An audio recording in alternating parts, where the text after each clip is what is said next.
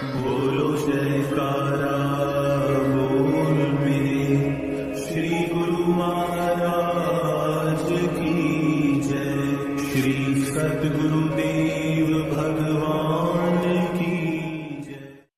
गुरुमुखो, एक गुरुमुख भक्त ने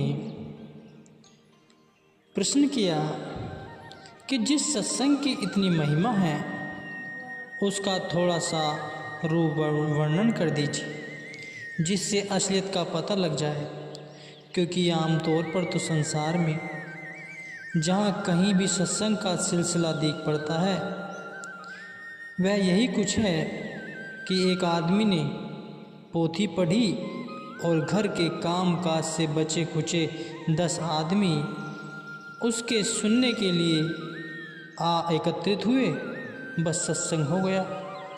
या किसी ने गाने बजाने के पश्चात कुछ लेक्चर सुना दिया और बात आई गई हो गई। परंतु संतों के विचार अनुसार सत्संग कोई विशेष वस्तु मालूम होती है, इसलिए आप समझाइए कि सत्संग का वास्तविक स्वरूप क्या है। तो गुरुमुखो, इसका उत्तर यह है, गुरुमुखो, यह बात आपने बहुत अच्छी पूछी। सबसे पहले इसी का समझना आवश्यक है। पोथी पुस्तक का पढ़ना या भजन कीर्तन करना व्यर्थ नहीं है, इससे भी कुछ न कुछ जागृति ज्ञान पैदा होती है। परंतु शर्त यह है कि उसके भाव को समझकर पढ़ा सुना जाए, और यदि केवल समय व्यतीत करने या मन परचाने का ख्याल है तो वह जैसा हुआ जैसा न हुआ। सत्संग वास्तव में क्या है, इसके संबंध में संतों ने इस प्रकार वर्णन किया है। गुरुमुखो, सत्य नाम है सत्य का और संग नाम है साथ का। जिसने अपने अंतर में सत्पुरुष का साक्षात्कार कर लिया वही सत्पुरुष है। उसमें और सत्पुरुष में कोई भेद नहीं है। जो भेद मानते हैं वे अभी परमार्थ की समझबूझ से खाली हैं और न वे विचारवान और प्रीतवान कहलाने के अधिकारी हैं। सत्य के जानने वाला सत्पुरुष है और सत्पुरुष सद्गुरु है, और उसी का संग सत्संग है।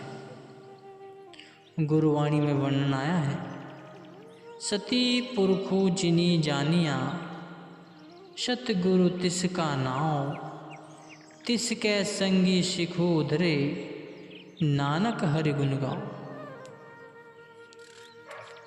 अर्थात यह कुदरती बात है कि जहाँ जिन विचारों के मनुष्य रहते हैं वहाँ का वैसा ही प्रभाव होता है, क्योंकि मनुष्य की बोलचाल, ख्याल, विचार और भाव स्वभाव ये सब अपना असर आकाश में छोड़ते रहते हैं, और आकाश इन सब के प्रभावों को अपने अंदर समेटता रहता है। जहाँ सज्जन पुरुष निवास करते हैं वहाँ का वायुमंडल अच्छे प्रभावों से भरा रहता है, और जहाँ दुर्जन लोग रहते हैं वहाँ का आकाश मंडल बुरे प्रभावों से भरा रहता है। और जो लोग वहाँ जाते हैं तो जाने न जाने वहाँ का प्रभाव उन पर पड़ने लगता है, और वे विचार उनके अंदर सामने लगते हैं, और उस स्थान पर पहुँचने से मन पर कुछ खास किस्म का असर पड़ता है। आपने सुना होगा कि जब श्री रामचंद्र जी महाराज जी ने रणभूमि के अंदर अपने आप को नाग फांस में बंधवा लिया था, तो नारद जी के भेजने पर गरुड़ जी ने आकर उन्हें छुड़वाया। तो इस कौतुक को देखकर गरुड़ जी के मन में भ्रम हो गया कि ये कैसा भगवान है जिनको एक राक्षस ने भी कैद कर लिया। यदि भगवान होते तो यह एक छोटे से राक्षस के बंधन में आते। तो उत्तरकांड में एक दोहा है, अगर उनको ध्यान से सुने। भव बंधन ते छूटे ही, नर जपी जाकर नाम, खर्ब निशाचर बांधे हो, नाग पास सोई राम। अर्थात जिसका नाम लेने से जीव संसार के बंधनों से छूट जाए और वह आप एक छोटे से राक्षस के बंधन में आए, यह कभी नहीं होना चाहिए। यह भ्रम था जिसने गरुड़ जी को एकदम व्याकुल कर दिया। मोह बंधन का पड़ जाना तो सहज होता है, परंतु उसका काटना अति कठिन काम है। भ्रम पड़ तो तुरंत जाता है, परंतु उसके दूर करने में बहुत समय लगता है, और वह सत्संग के बिना दूर ही कब होता है। दुखित होकर बेचारा नारद जी के पास पहुंचा। नारद जी ने ब्रह्मा के पास भेज दिया, लेकिन ब्रह्मा जी ने भी इस कार्य को अपनी शक्ति से बाहर जाना। उन्होंने शिव जी के पास भेज दिया। शिव जी ने कहा, हे गुरु, यह भ्रम मामूली भ्रम नहीं है। इष्ट देव से टूटी हुई श्रद्धा और विश्वास का फिर जोड़ना साधारण काम नहीं होता। इसके लिए चिरकाल तक सत्संग की आवश्यकता है, तब कहीं जाकर तुम्हारा भ्रम दूर हो सकता है। इसलिए मेरी सम्मति में तुम काकभूषुंडी के पास जाओ, वहाँ पर हर समय सत्संग होता रहता है।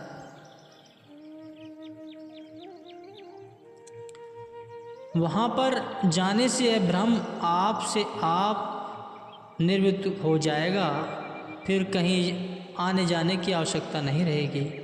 वहाँ से आज्ञा पाकर गरुड़ जी ने सुमेरु पर्वत का मार्ग पकड़ा और भूषुंडी जी के आश्रम पर जा पहुँचे। परंतु उस मंडल में प्रवेश करते ही मन पर कुछ ऐसा प्रभाव पड़ा कि विचारों ने तत्काल पलटा खाया, और जिस संशय को लेकर वहाँ गए थे वह मार्ग में ही साफ हो गया।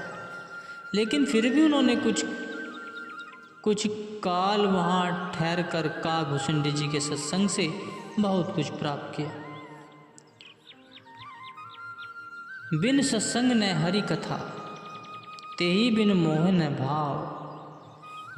मोहे गए बिन राम पद, होए न दृढ़ अनुराग। महापुरुष संसार में चमकते हुए सूरज के समान होते हैं। उनकी तरफ रुख करते ही मन का अंधकार दूर होने लगता है, और समीपता प्राप्त होने से मलिन वासनाएं आप से आप दूर हो जाती हैं, क्योंकि उनकी रूहानी किरणों ने देश और दिशा में फैलकर प्रकाश किया होता है, और उनके मन वचन व कर्म से जो पवित्र धाराएं निकलती हैं, वे अपना मंडल बांधकर उस जगह को शुद्ध और साफ कर देती। आपने कभी संतों और अवतारों के चित्रों को देखा होगा। उनके शीश के चारों ओर सूर्य की किरणों के समान गोल सा चक्कर बना होता है। आम लोग उसका भेद नहीं जानते, परंतु वास्तव में उसका भाव यही होता है। ऐसे सत्पुरुषों की संगति का प्रभाव कुछ विशेष गुणदायक हुआ करता है, और जिस सत्संग के शास्त्रों में इतनी ऊंची महिमा गायन हुई है, वह इन्हीं का सत्संग होता है। जिनको सौभाग्य से ऐसा सत्संग मिल जाता है, उनकी किस्मत का क्या कहना। संसार में आना ही ऐसे लोगों का सफल हो जाता है, जिनको ऐसे महापुरुषों की संगति और समीपता प्राप्त हुई। फिर से एक गुरुमुख का सवाल होता है कि उन महापुरुषों की संगत से और क्या क्या लाभ होते हैं। उन सत्पुरुषों की संगति के लाभ का कोई कहाँ तक वर्णन करे। पहला लाभ तो उनकी संगति का यह होता है कि जीव मायावी कलेशों और काम, क्रोध, लोभ, मोह, अहंकार आदि शत्रुओं के भय से सुरक्षित रहता है। कहते हैं, राजा गोपीचंद जब साधु हो गया था तो उनकी माता ने उसको बाहर भेजते समय यह शिक्षा दी थी कि बेटा किले के अंदर रहना, परंतु यह बात गोपीचंद की समझ में न आई। पूछने लगा, माता वन में किले कहाँ? वह बोली, बेटा किला सतगुरु का सत्संग है। यदि तू सतगुरु के सत्संग में रहेगा तो काम क्रोध आदि शत्रुओं से बचा रहेगा। यह भी आपने सुना होगा, कहा जाता है कि सत्संग में यमदूत नहीं प्रवेश कर सकते, क्योंकि उनको धर्मराज की आज्ञा नहीं है, इसलिए वे उससे 4 कोस दूर रहा करते हैं। इस कारण से सत्संग में रहने वाले जीव धर्मराज के भय से भी निवृत्त हो जाते हैं।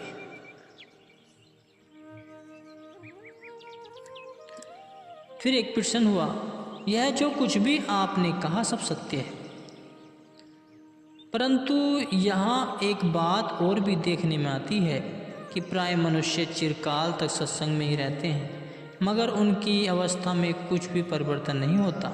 इसका क्या कारण है? तो गुरुमुखो, इसका कारण यह होता है जैसे कि संसार में सब लोग एक भांति के नहीं होते, एक प्रकार के नहीं होते, एक समान नहीं होते।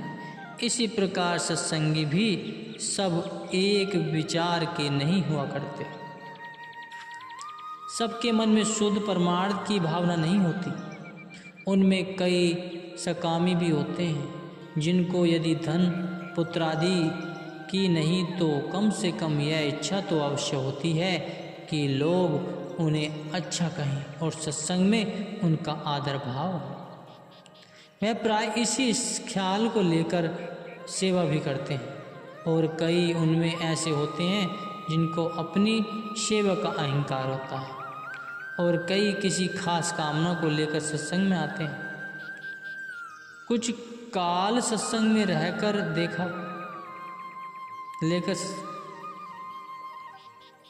यदि प्रयोजन सिद्ध हुआ तो अच्छा, अन्यथा बाहर जाकर संतों की निंदा करनी शुरू कर देते हैं।